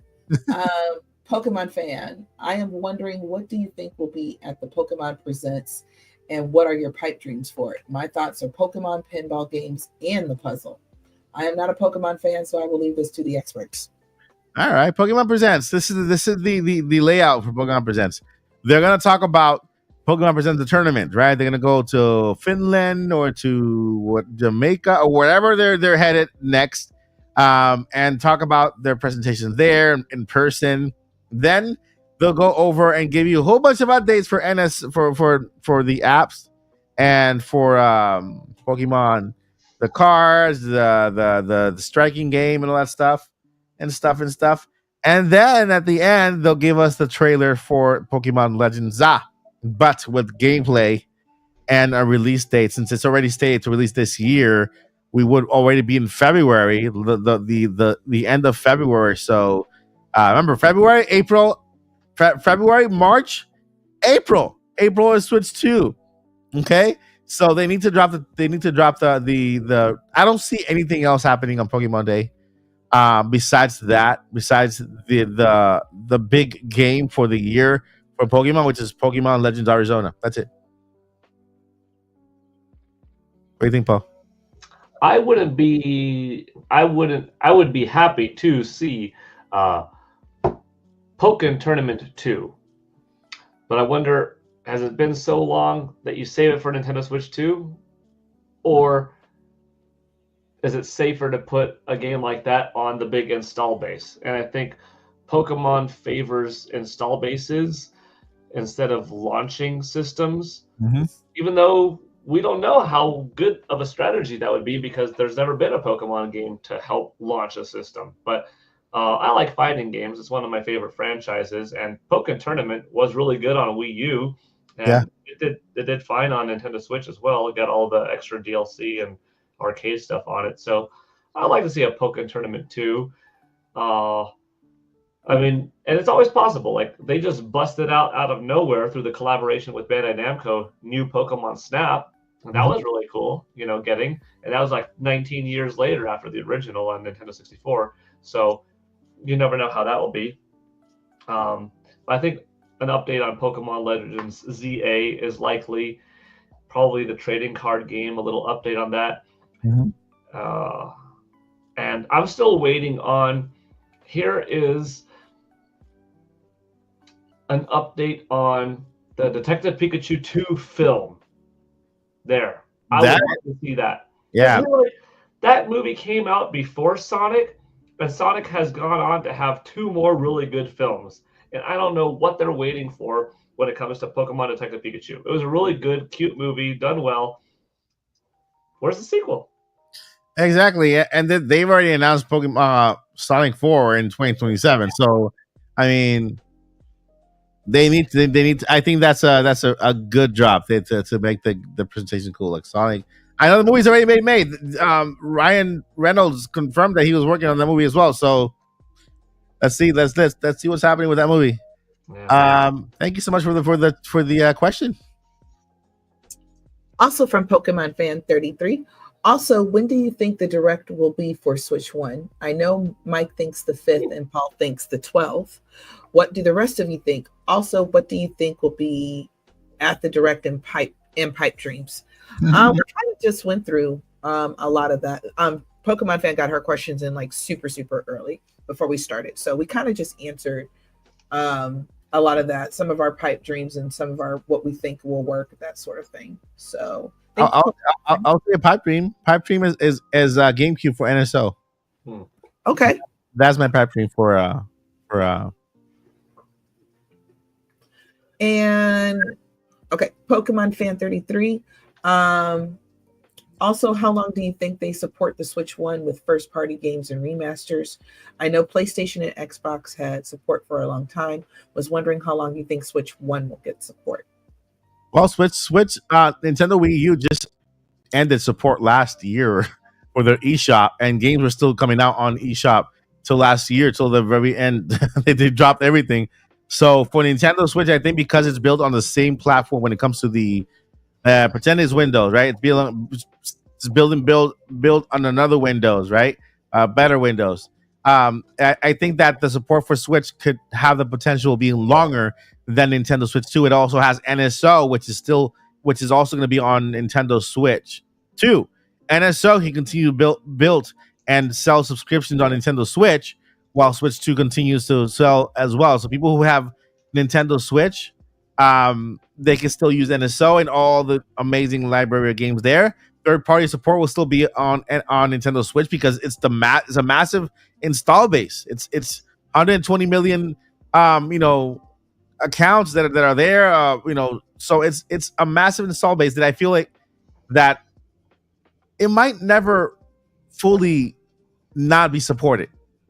As weird as that sounds, I think once Switch 3 or whatever they call it comes up, I think that's when they're going to be transitioning to something else. But I think just because of NSO, because of the backwards compatibility, because it's a Switch 2. Remember, it's not another system. It's another Nintendo Switch. I think it'll still be considered part of the Nintendo Switch family of systems. Just Switch 2 having some exclusive games, and Switch 2 and Switch might be getting some ports here and there. That's my answer for that. Thank you for your question. Yep. And then we're going to go over to Rainbow, who says, when do you think we'll hear about the Zelda movie? Tomorrow.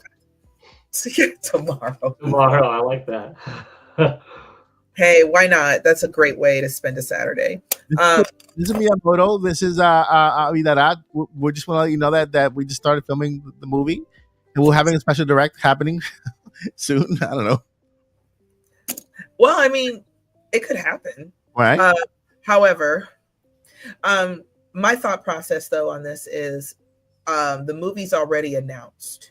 Mm-hmm. So I would have, of course, I think it's going to determine like how filming is going and things of that nature. But I think anytime this year, um, actually, no, let me put it like this. If we don't get any kind of Zelda game, whether it's a spinoff, a remake, brand new, if we don't get it, then I believe this year we will get an update.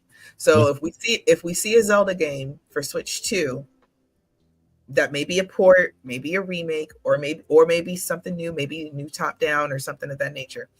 If we don't get any of that, then I'd almost bet money on that. I would almost bet money on that we'll see something from this for the movie. So that's my thought process. Yeah. Definitely this year we'll hear something. Cool. Next question from Game Over Jesse. I hope you're still in the chat.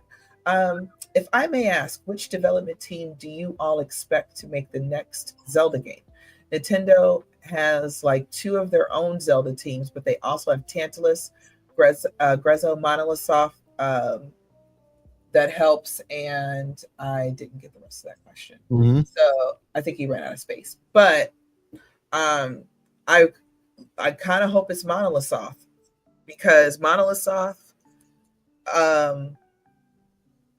they think very big and they like story and they wanted to do story. So I think I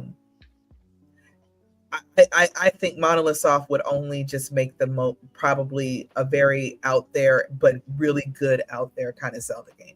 Mm-hmm. That's who I would hope they use. And I know Nintendo doesn't want to get too serious with Zelda, but you know, that's the other reason why you let Monolith Soft do it. Yeah. I want to say Grezzo, because Grezzo with Echoes of Wisdom was their first unsupervised, fully unsupervised attempt at Zelda, right? At a brand new Zelda game, and it wasn't a remake like a Link's Awakening. It was a brand new, Zelda game using the same engine. But it also depends on the art style too. If they're going with Chibi Link and Chibi Zelda, like Echoes of Wisdom, Link's Awakening, then maybe Nintendo is doing what's the other ones? The Oracle games, and it'll be cool if they take their time and they make remakes of all these games, A Link to the Past, Oracle games, and bring them to the present with Grezzo at the helm when it comes to development, because they did a good job with Echoes of Wisdom. I think that depends on the art style and what type of game we're looking at. If it's any other game that doesn't require that top down chibi look, then I think Monolith Soft, like Joshi said, because they are really good at working with big structures and enhancing the storyline out of a game. So sad we didn't. How about you, Tom? I'm gonna call you Tom. Paul. Well, I think the Nintendo EPD team. I think the big crew that did Breath of the Wild is gonna come back. Probably they started development in 2022 when most of the team was done with Breath of the Wild. Yeah. Oh, sorry, Tears of the Kingdom, and they spent that last year refining it. Mm-hmm. Not the whole team was needed there for the refinement. Yeah. Just a smaller portion. So I think most of the team in 2022 moved on, and give them 5 years or so to cook, and then maybe you're looking at November 2027 at the earliest, or November 2028. That sounds about right for the next big Zelda game, unless kind of before then they started remaking in a grand way, like Ocarina of Time or Twilight Princess or something like that. I think if a remake is the next big Zelda, you cut off a few years of the development cycle, because you don't have to write a story for it, a script. You don't have to develop all of the soundtracks and the music from scratch, come up with the characters and the designs and the costumes. You have to have a different engine for more sophisticated times. You have to revamp the music to take advantage of greater tech and flesh out the story. But a lot of the early stages in making it is done. So that will save on some time in making something compared to scratch, like the whole shebang, let's go. So yeah, unless that has been going on behind the scenes, I don't think we see the next like EPD big Zelda game until November 27, 28. But Yeah. I wouldn't mind seeing an awesome remake of Ocarina beforehand. Yeah, real. But, or whatever. Give it to Twilight Princess. I won't say no to any Zelda. Yeah. Can I say this? Yeah. Like Paul said, we know that they're definitely or probably definitely working on the next Zelda. Even if it doesn't come out for a few years, I would just love to see Enuma come up on the direct. I don't care which direct, any direct, and just say, here's a glimpse of the next Zelda game. It won't be out for a very long time, but here's just a glimpse. I just want to see it. I mean, so that's random. It'll give us content creators a lot to talk about and create a whole bunch of videos like in theory and everything. Because when was Tears of the Kingdom announced? Like it was 2019, wasn't it? Yeah. So it was like 2 years after Breath of the Wild came out, and so I don't doubt whether the game is maybe 3 years away, and they announced it now. Switch 2 though, and Switch 2 in the Switch 2 direct, right? Mm-hmm. I know some people don't like a glimpse of the future too early because it makes them impatient for it. But I kind of disagree. I mean, I do like being surprised. Here's something we've been working on behind the scenes. Bam! It's coming out in 6 months. Whoa! I love that feeling. But I also like the little, this is coming out not for another 3 years, but here's a little look. Like, that's cool for me. I don't get impatient. I don't get it. Some people, oh man, they showed off that Wolverine tease way too early. That thing's not coming out for 4 years. Like, I can look at that Wolverine thing again and think, man, that's cool. That's gonna come out. Like, oh, I'm good because the rest of life goes on, and there's plenty of other things coming out to fill in the gaps before that one. And I'm just picking that one game because that is a case of it's going to be a long time. Metroid Prime 4 too. However, that was a very rare one for Nintendo. There's no way that they were expecting it to come out in 2025 when they showed it off in 2017. That had a reboot. So that's kind of an outlier for them. But, if they showed us off kind of like Joyce, you said, and you said, Mike, like, here's Zelda not coming out for 3 years. Like, I wouldn't complain. I wouldn't complain. Space World 2000 trailer back in the day of Link and Ganondorf fighting for 6 seconds. I watched that thing till Kingdom Come. Like, I watched that constantly, and we never got that game. You could argue that Twilight Princess eventually was that, sort of, but that's just fun. That's just nice. Yeah, I agree. Well, because we would know. It's like, okay, that was great to get that little sneak peek, so I know not to even wonder about this for a few years. You know what I mean? Mm-hmm. But also to your point, I do believe that they might start not announcing things as early. They'll probably wait for things to go gold, maybe. So when they say it comes out a year later, it actually comes out a year later, because Zelda delays are a thing, and I'm hoping that we discontinue that going forward into the Switch 2 lifetime. I'm not gonna complain. Tears of the Kingdom for us as content creators helped us create a lot of content, a lot of fun content, and there was a wave that helped us. Bless you. Sorry, excuse me. There was a wave that helped us. Our channel grows with just content on Tears of the Kingdom, so I don't mind if they announce it tomorrow. Yeah. Here we go. Wink to Man 07. Mike, do you think Metroid Prime 4 will release on both, or just the Switch 2 exclusive? Both. No, it's already announced for Switch. So it's officially a Nintendo Switch game, officially. But I do believe there'll be a dual release for Switch 2. Yeah, I agree with that. Evelyn Whitlock. Does anyone buy the rumor of Final Fantasy IX remake? And she would really like to have that. Okay, what do you got, Mike? I do, because Square Enix already said they're bringing Final Fantasy to other platforms. It's no longer going to be exclusive to PlayStation.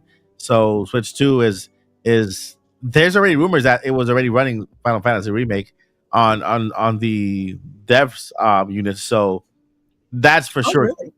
Yeah. Oh, Final Fantasy 9 remake. Yes, for sure. For sure. I think that's going to be on this game that's coming to also Nintendo Switch 2 because Final Fantasy games moving forward will no longer be PS exclusives, according to Square Enix. So it is coming to Switch 2. And man, I can't wait. Bobstar 89, a new Yoshi game. Yes. Yeah. Yes. I think that's going to be Switch 2 though. I don't know if that's going to come to the Switch 1. They've got a port Woolly World. Yeah. That's an easy 2 million sales if they just port Woolly World. It's so Right. good. Yeah. Okay. Easy. Brony Pony Productions. Mike, what do you think is more likely for Switch 2? A full remake of Paper Mario 64 or a brand new Paper Mario game in the style of the first two games? Brand new one. I say brand new. Yeah. If they make a port, it'll be for Switch. Okay. And EZL021. What is Mike's potentially most wanted Switch 2 game? I say potentially since we only know about Mario Kart. My most wanted Nintendo Switch 2 game, I have to say it's a new 3D open world Mario. And it's tied with Zelda.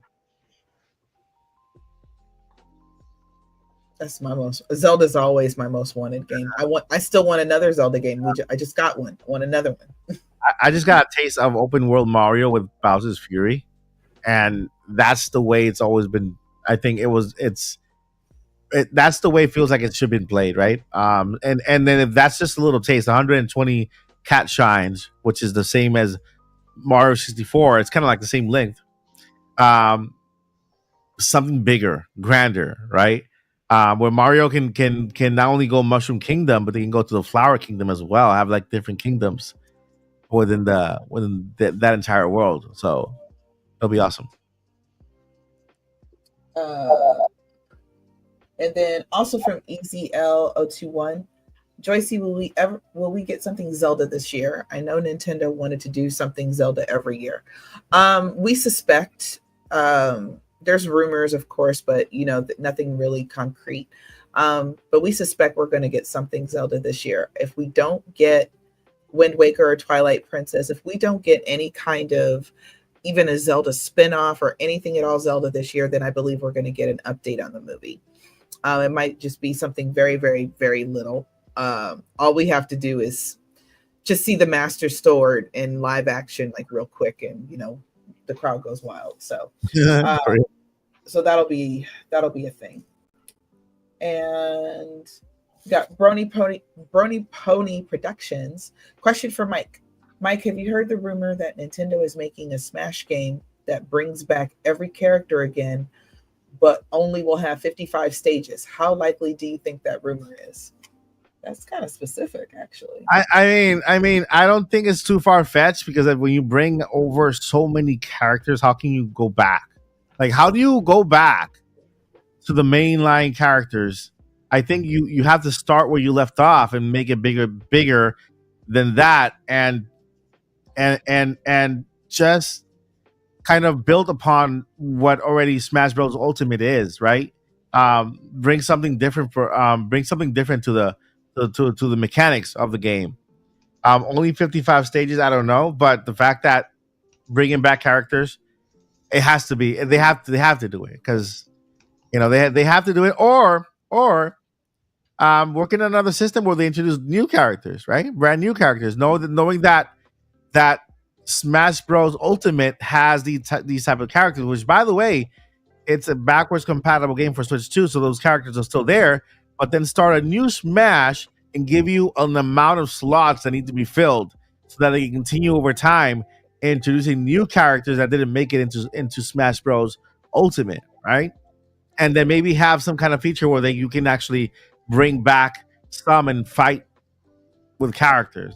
I don't know, like something where you can even save your character, bring it with you, train it, level it up, or and then fight against somebody else, and then you guys can something new. Smash needs something new because I'm having trouble seeing what can it do other than Ultimate. Ultimate was Ultimate. When I saw Zora just leap, through that kind of portal there, right, and it was just it was a moment for a lot of fans, right, of Kingdom Hearts and of Smash. And so I'm pretty sure that there's a whole lot of other fans out there that kind of wish they had their favorite character from other franchises. Maybe we get a what do you call this guy? Robot from Astrobot. Astrobot makes it into one of them. There's so many possibilities. We have Sony Alloy, can't let Astrobot go. Alloy They shouldn't. yeah, I mean, and Alloy made it to Nintendo Switch, in Lego form.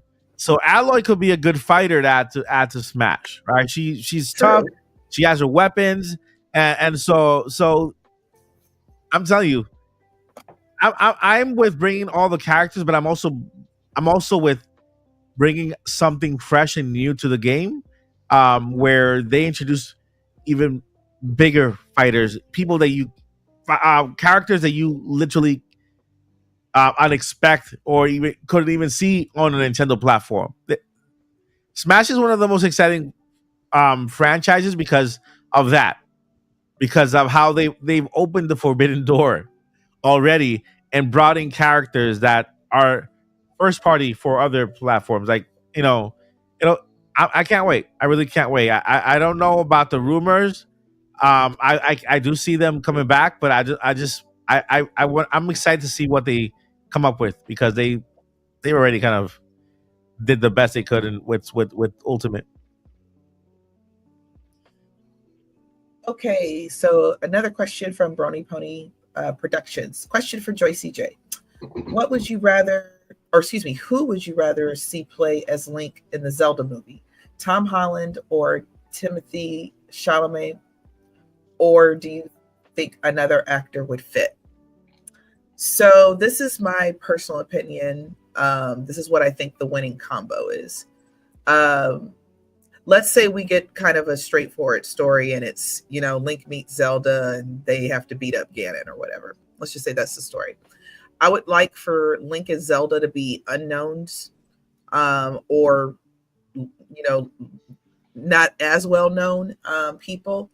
And then I think a celebrity should play somebody like Ganon, who is extremely germane to the story, but maybe not the center of the story. And that's kind of how you have your balance. How you can bring people to the movie theater because you have that one particular celebrity, but it also gets eyes on the other characters. I don't know who I would like for them to play specifically. I have ideas about Ganon and everything. Zelda and Link look a very distinct way to me, and I haven't found an actor or actress yet that fits that perfect aesthetic. So, yeah, that's why I kind of have no. I don't want to have like these crazy, insane expectations that some people have, and I'm like, no, I'm probably not going to like who they pick. I'm not going to like Link's voice. And I'm just going to move on with my life, and I'm not going to judge the movie based on those two things. Yeah, you're right. You're right. Yeah, I like it. I like it. I like what you said about bringing into new or unknown actors. I hope they are good actors, not just and then surround them with celebrities. I think that could be a good formula. Or have Link and Zelda be good actors, very good actors, known actors, and then have other actors that could be on their way up as supporting actors that could launch their career with the movie. Because look, Tom Holland launched his career with Spider-Man, but look who he had around him: Robert Downey Jr., Chris Evans, the entire Avengers was there in Captain America: Civil War. Right, that was his introduction to Spider-Man, And so he wasn't known, but he had a cast of crazy known people around him. And even in Spider-Man, he had Robert Downey Jr. with him as support, right? And so with Zelda, that could work, but it has to be like Joyce said, it has to be like a balance. Mm-hmm. I like Tom Holland and Timothy Chalamet, but they are 28 and 29 respectively. So if they're starting a film now, by the time the movie comes out, they'll be a couple years older, which means for a sequel, you're looking at either 31, 32, 33 years old starting a film. In a good way, after a certain part, you start aging less. So you can still look like the self that you looked like in the former film, because look at Link and Zelda, 117 years old, still look the same. At least Zelda. Link was in hibernation or, whatever. So that's good, picking an older actor that's not going to age up too much. But Link is typically 17, borderline 18 years old. So picking an actress pair that's like 21-ish kind of blends better to being the more youthful hero-heroine pair that Zelda is more typically known for. So not that those two can't pull it off, because they still look young, and with makeup and CG and all that stuff, they could look younger. But like, I kind of lean towards somebody on the younger side, also so that they have more to give for longer in the role. Yeah. Which then goes to the whole, but don't you want them to not age too much? And don't people not age after a while? Yeah, but you get to a certain point where like, oh, now you are looking visibly older.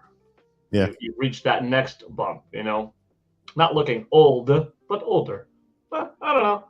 But I like both, so I think they could both pull it off. It's a movie's going to be made up more than just one character, one actor. It's how everything is put: costume, set design, story, characters, voices, music, special effects, CG, practical effects. So much is going to make this film shine, or not, but I think it will. I've got some faith in it. I think also, Mike, you said this before, that you had you thought a good idea would be if they get a young person to play Link, and he kind of grows up with the series. If it's a movie that's planned on being in multiple parts, so yeah, and it will be a multiple part movie, because Guillermo Miyamoto already confirmed that fact. It's going to be it's a series of movies instead of just one Zelda movie. So we know that we're going to get more than one movie, and we need an actor that can grow with the role, and it's going to be fun. It'll be fun. And Brony Pony Productions. Response to your answer, Joyce J. Another question. How do you feel about Bryan Cranston as Ganondorf? I don't know who Bryan Cranston is. Hold on. A good Google. Let's look it up. I don't know that. Have either of you ever watched Breaking Bad or Malcolm in the Middle? Yep. Malcolm in the Middle, I did. That's Bryan Cranston, the father. Really? Oh, okay, Breaking Bad guy. Okay, so he was he was in an episode with Rainn Wilson, podcast I saw the other day. No, I don't see him as Ganon. He was also Zordon in the Power Rangers movie. It's not that he wouldn't make a good bad guy; he wouldn't make a good Ganon bad guy. Yeah. We need a Jason Momoa, big guy, a big guy as Ganon. I can see Momoa. I can see The Rock. Batista could be a good Ganon. Batista could be a great Ganon. Actually, he already has the facial features of a Gerudo. So, but he's been slimming down, so he's not that built anymore. Yeah. Cool. And big shout out to Super Mario Plush Pals. He has been a member, they have been a member for 22 months. Wow. 2 months shy away of 2 full years. That is crazy. Thank you so much for your support. Means the world. Means the entire planet to me. Thank you so much. I thought I saw another question. I thought I did. We good? Dwayne Johnson in Dwayne Johnson, starting Dwayne Johnson as himself. I don't want Dwayne Johnson anywhere near my Zelda movie. Why not? He's Dwayne. He's The Rock. He's people's champion. I like The Rock, first of all. I have a problem with some of his acting. I think Fast and the Furious type of roles, heavy action where he's the good guy roles, that's his lane. And there's nothing wrong with that. Yeah, he has one. You're right. He has one lane, but he's also filming a movie now that he's a boxer that is more dramatic. So we'll see how he does there. The Rock could play Groose. Good. Edward Sword. I don't think he has comedic timing for that. I think John Cena could be a good Groose. Yes. I can see that. Oh. Yes. Any kind of mature rated raunchy comedy with John Cena, he pulls off like that humor very, very well. He does. Yeah. Tone that down to be PG-13, and there's your not quite enemy, but sort of a Link kind of busting his chops kind of guy. I think the best actor that came out of WWE is Batista for sure. It'd be wild if it turns out it's a rated R movie. I know Nintendo would never let that fly. It aren't even rated R. Yeah, that would be crazy. Nintendo would never. But I'm just saying that would just be wild. I think this is probably going to be a PG-13 movie. They might try to make it PG, but I think it should be PG-13 to make it the most cool factor possible. You don't need R for Zelda, and you could do PG. And just have one dynamic shot saved for the end. That's like, ooh, that was a little bit low. So maybe PG-13 is not needed. I don't know. There's a lot of good PG movies out there that are actiony and stuff. Listen, we got Bayonetta. Bayonetta can have her own R-rated movie. She kind of does already. In the games? No, there was a little anime that was done. I think it was only like a few episodes. Okay. Bayonetta Bloody Fate? Say that again, Paul? Bayonetta Bloody Fate was a animated movie in 2014. Yeah. Or 2013 or something. Oh, okay, so it was a movie. I've only seen it like once. I have I've seen every single WWE star here when I went to Full Sail. I met almost all of them. Cena, Rock, Stone Cold. I met the entire DX generation. They were there because most of them are trainers here at the Performance Center. When I went to Full Sail, and they have like literally Performance Center is only like 20 minutes from me. The WWE Performance Center. And I can go over and ask to see if any of them was going to be in the Zelda movie. That would be a good exclusive. Right. Hey, so which one of you are in the Zelda movie? Right. Oh, oops. Did you raise your hand? Uh-oh. Yeah. I caught you on camera. You might as well talk to me. Shout out to Boo Minnie. Thank you so much for the super chat. And she is asking, do any of you read manga? I am now. I'm reading the Zelda one. Mm-hmm. Yeah, I was going to say, does Zelda count? Yeah. My manga is that I have read more comic books, to be honest, than manga. But, Zelda, Dragon Ball Z, and Street Fighter are like the three manga that I could think of off the top of the head that, like, yeah, I've read those before. And maybe a Ninja Turtles one back in the day that was, if that constitutes as a manga. Yeah. It's awesome. It's awesome. All right. And we got one last question from Brony Pony Productions. Question for Mike. How likely is an Earthbound 2 remake? Basically, they remake only Earthbound 2, like how they made the 1,000-Year Door. Mm-hmm. And that's how they localized Mother 3 in a full remake of only 3. I would love that, actually. That would be awesome. It would look very, very good. And that would be a good way to bring 3, right? They're gonna rewrite some of the they're gonna do something to it to remove the reason why it's not here to begin with, and they'll just modernize it for Western audiences, I guess. But I do not against it. I hope Nintendo does it. It has a similar art style, right, Mother? And Paper Mario, a little kind of little highlight around the character, the colorful. That'd be cool. I would like to see it in more like in a Zelda, um, Link's Awakening type style, art style. Mm. Or that 2D HD would look really good. Awesome. Yeah, that too. That too. Like Chibi Foreman or the 2D 3D. Yeah, you're right. I think that's all of our questions. All the questions. That's all the questions. Thank you so much, everyone, for submitting all these amazing questions. A lot of them, you see, a lot of them we get into these questions, and they're so good that they feel like they're also topics. So Yes. so thank you so much for all those questions, guys. There could be a Nintendo Switch 2. Oh, not 2. A Nintendo Switch Direct next week. There is a possibility of that. If not, this will be the last podcast before that.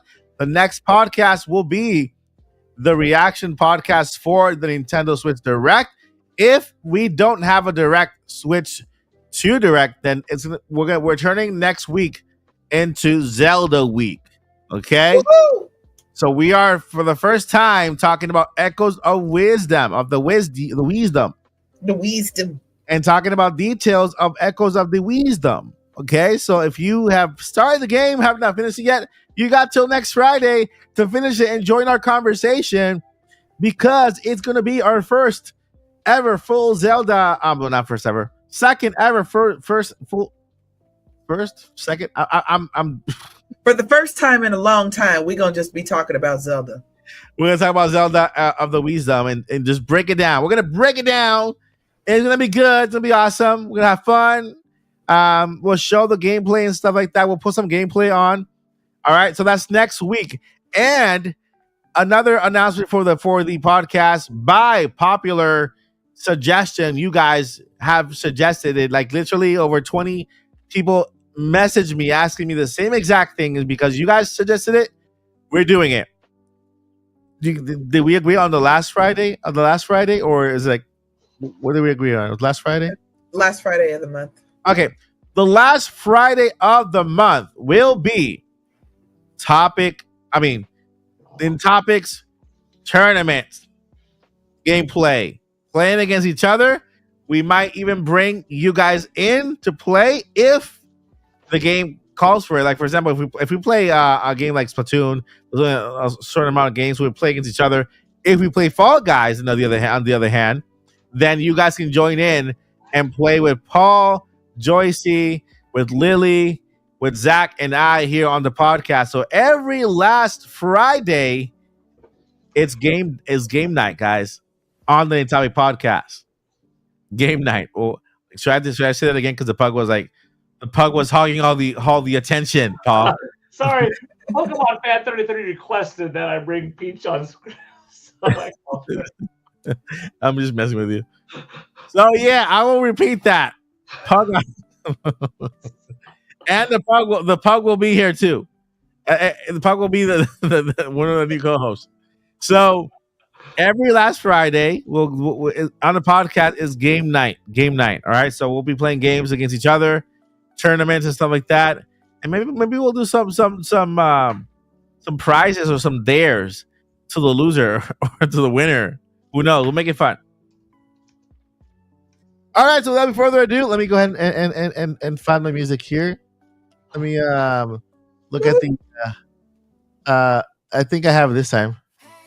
So glad you made it. There's no better place to end your week and start your week. All right, my friends. You guys have been more than amazing tonight. We had so much fun talking about Nintendo Switch 2. We got some announcements next week. Either Direct Reaction or Nintendo Direct Reaction or Zelda podcast next week. But before we got introduced to the All-Star cast, start with Paul Gale Network. Paul, we know you got a countdown going on for Switch 2. How many days again? 61. 61 days. And what else besides the countdown do you have going on? And where can we find you? Day 60. What else do I have is the next day. So, yeah, like Mike said, I'm doing a countdown for Nintendo Switch 2's Nintendo Direct. If you're interested in seeing them, it's a quick little 6-second clip a day. Think of it as the coolest calendar you've ever had, where I drop it every midnight on Pacific Coast Standard Time, so like 2 a.m. Central, 3 a.m. Eastern, and etc. But every day, a new second clip on X and YouTube, which is where I'm at Polygale Network on both channels. And I wear a different Nintendo shirt or video game shirt every day saying the date and how many days left until the Nintendo Switch 2 Nintendo Direct, in which tomorrow, spoiler, is 60 days left. And spoiler is February 1st. All right, Paul. So you heard it from the chat. You're not allowed to wear a CGI shirt when you ran out. Oh, I won't. Oh, and should I reveal to the chat what the shirt is, or let it be a surprise? Because this would be a first. Not that anybody probably cares, but I could tell you, and it would be a Zelda shirt. First. What shirt am I wearing tomorrow? You have to tune in to watch his countdown if you want to know. Like anyone cares what the shirt is. Who knows? Listen, maybe, I don't know. We can have people who care, who like literally like want to wait for the shirt and say, what shirt could it be? Do I have a shirt? I would be pleasantly chuckled and happily surprised if someone was like, oh man, what kind of shirt's tomorrow?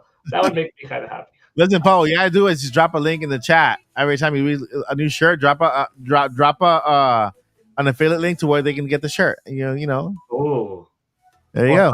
Some of these shirts, I don't know if I've worn any. Well, no, I have worn a couple of rare ones, but some of the shirts that I have are like very rare. You can't buy them. There's some stories behind how I got some of these shirts. Yeah. Oh, wow. So you can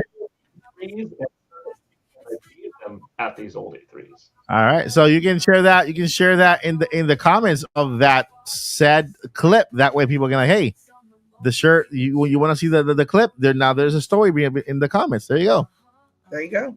All right, thank you, Paul, and over to DJ Joycey J. What you got going on besides feeling better and getting well? I'm Joycey J. I have nothing to promote, but feel free to follow me on Twitter at DJ Joycey. Yes, it's Twitter. I refuse to call it X. If you have any Zelda questions, I'm a great person to ask. Yeah, of course. Yeah, DJ Joycey J. Ask all the questions you want there, and she will answer you. Very knowledgeable in her Zelda lore. Not Smash. Splatoon. Yeah, Splatoon and her Bayonetta. Don't mess with her Bayonetta. You know? So. We're never getting another Bayonetta. I'm going to cry. I think we will. The answer to that, Pokemon Fan 383, is yes. Yes, we'll play all those games on the last Friday of each month. Starting in February. Last Friday in February, we'll have our very first game. And we'll move on for them. Shout out to Game Over Jesse. We got to have you on the podcast very soon. And who else? We had another content creator in the chat. I can't remember who it was. Oh, I missed them. Yeah, we had another content creator in the chat. I wanted to make sure we highlight them as well. So yeah, so shout out to Game Over Jesse. Thank you so much for spending time with us. And DM me so that we can schedule you having on a podcast. And I want to hear your thoughts too, man. All right. Without further ado, guys, just two things. There's three things we got to do. First is